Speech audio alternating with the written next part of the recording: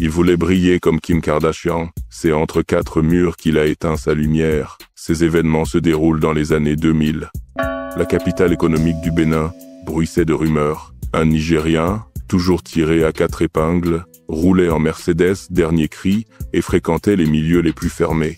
Pour certains, c'était un businessman prospère. Pour d'autres, un génie du crime organisé. Amani Tijani, surnommé l'homme chic, aurait bâti un réseau tentaculaire de vol et de revente de voitures de luxe, des véhicules volés à Lagos ou Abuja, maquillés, puis passés à Cotonou, Lomé ou même Ouagadougou. Son influence allait, dit-on, jusqu'à certains cercles sécuritaires béninois. Un système si bien huilé qu'il semblait intouchable jusqu'à ce qu'un changement drame tout. Le 20 avril 2003, un convoi officiel est attaqué dans l'état d'Ogun, au Nigeria.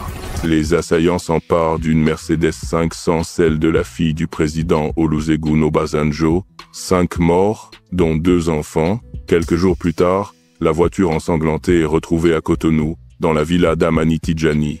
C'est l'explosion médiatique. Obasanjo exige l'extradition de son fils, le Bénin temporise, et quand Tijani est relâché 48 heures après son arrestation, Abuja ferme la frontière et accuse Cotonou de complicité. Sous pression, le président Mathieu Kérékou ordonne la création d'une unité spéciale, Fire for Fire. Après une traque de plusieurs semaines à travers la sous-région, il est localisé au Mali et arrêté le 11 septembre 2003.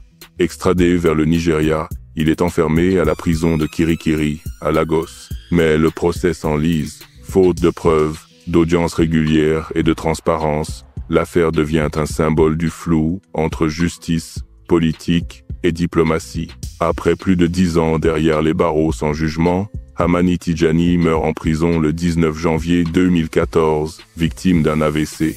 Aucun verdict, aucune vérité officielle, mais une chose est sûre. L'homme chic a laissé derrière lui une histoire où se mêlent pouvoir, corruption et diplomatie africaine. Et vous, pensez-vous que Amani Tijani a payé pour ses crimes ou qu'il a été victime d'un système plus grand que lui ?